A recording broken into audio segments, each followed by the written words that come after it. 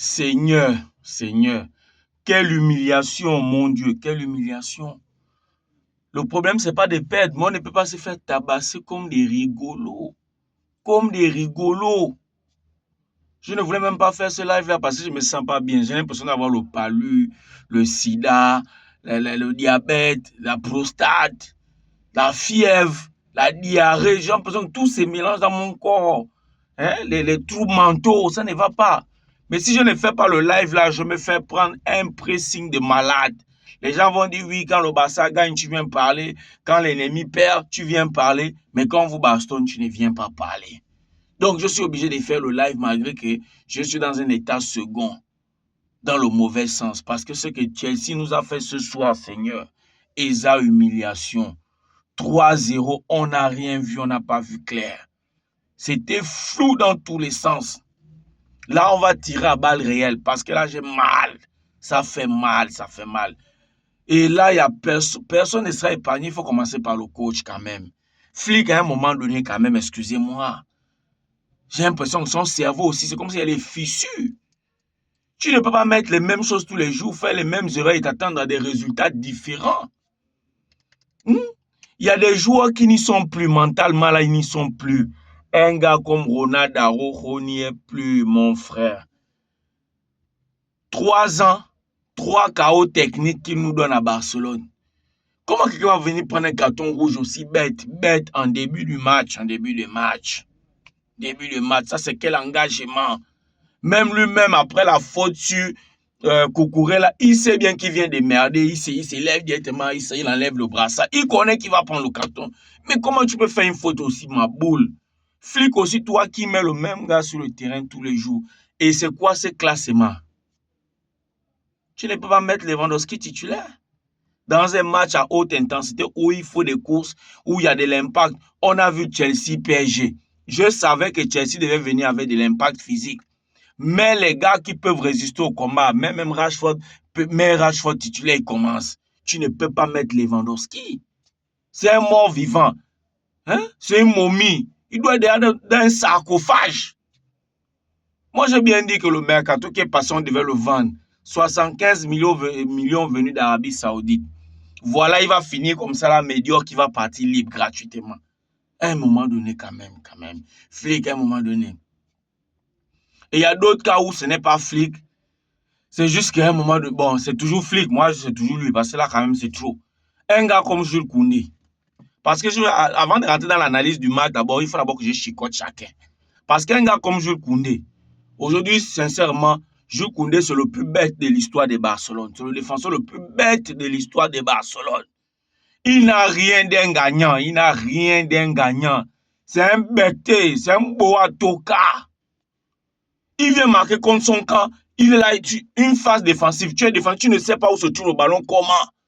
C'est lui qui dame la talonne dans son camp. Il fait comme si, oh merde, oh là là, oh je viens de marquer dans mon camp. Mais ça, c'est même quel joueur. Ça, c'est quel joueur? Jules Koundé mal bête. Jules Koundé mal bête. Non, voilà d'abord les deux gars qui nous ont tué le match.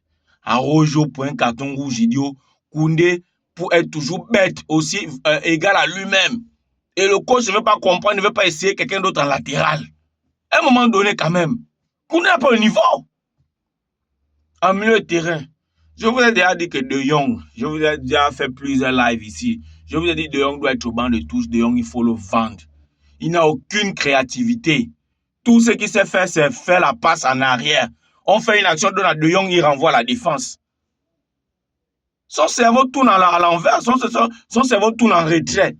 Petit truc, pas vraiment en défense. Et on a l'autre, Firmino Lopez. Et un joueur d'horoscope. Non, lui, c'est le dieu de l'horoscope. Firmino Lopez, c'est le dieu de l'horoscope. C'est-à-dire qu'un bon match au hasard, 5 mauvais matchs. Un bon match au hasard, 5 mauvais matchs. Et je vois les gens venir dire, oui, Firmino, je vous avais bien dit que les 60, ou c'est les 75 millions, c'est 80 millions que Chelsea a proposé. Vendons Firmino Lopez.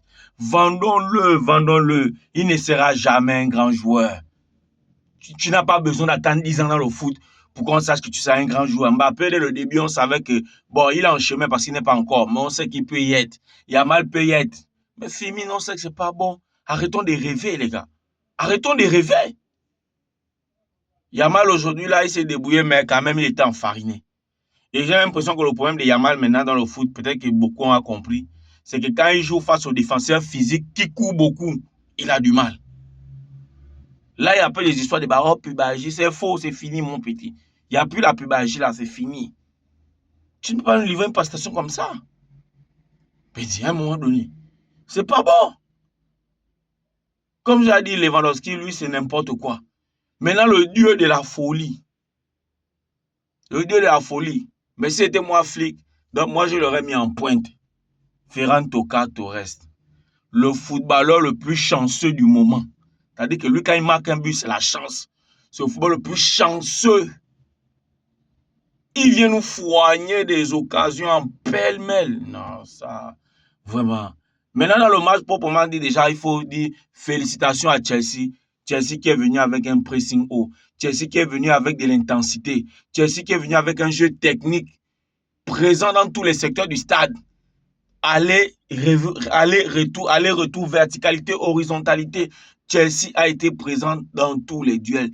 Chelsea a mangé Barcelone. Barcelone n'a rien vu. Dans ce match, si ce n'a été que les orges ou bien il faudra, Chelsea a marqué peut-être 6 ou 7 buts. 6 ou 7 buts. Mon Dieu, il n'y avait pas de rivalité en face. Le niveau était bas, le niveau était faible. Chelsea a dominé Barcelone dans tous les sens. Ils ont mis beaucoup d'intensité, présent dans tous les secteurs. Lorsque les Barcelonais, ça veut dire que lorsqu'un Barcelonais avait un ballon pour donner à un autre Barcelonais, celui-là était cerné par un joueur de Chelsea. Celui qui avait le ballon, dès qu'il essayait de faire d'essayer d'avancer, il y avait un qui le marquait, l'autre venait là-bas. Et comment c'est que les joueurs de Barcelone ne courent pas? Ils sont faciles à rattraper. Aujourd'hui, on a été incapable de poser le jeu.